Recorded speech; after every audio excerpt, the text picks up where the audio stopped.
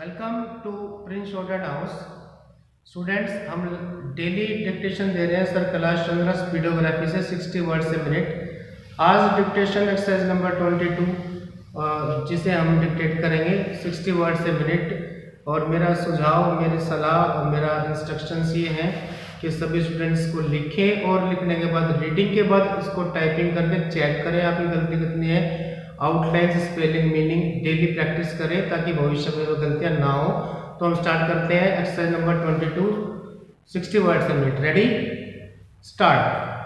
Sir, the honourable minister in charge of the bill has made it quite clear that this bill is virtually an integration of two other enactments that existed before. There has not been any basic departure from the policy laid down by his predecessors, and as such this bill can not offer any substantial remedy. Now the tea industry is a very important industry from whatever angle you may judge it. If you look at our export trade, this accounts for a large part of our foreign earning. If you look at our labor, tea industry counts for a million of labor. If you look at it from the point of view of our national health, it also accounts for a substantial portion of our national wealth.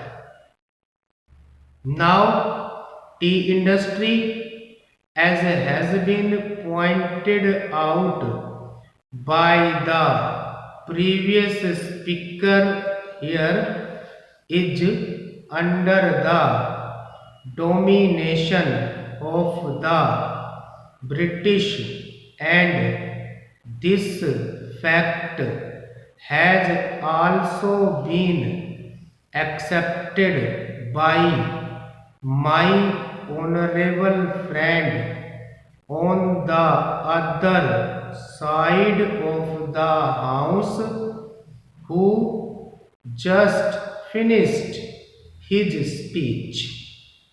Now one has to follow the logic of one's argument.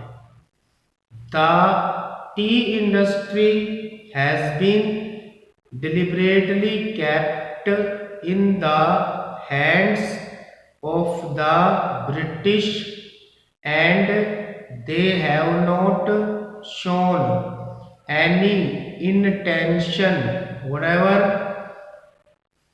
to help the Indian interests. You know it very well that here we have Indian interests on the one hand and the British interests on the other. The point about such interests should not be dismissed in that cynical fashion in which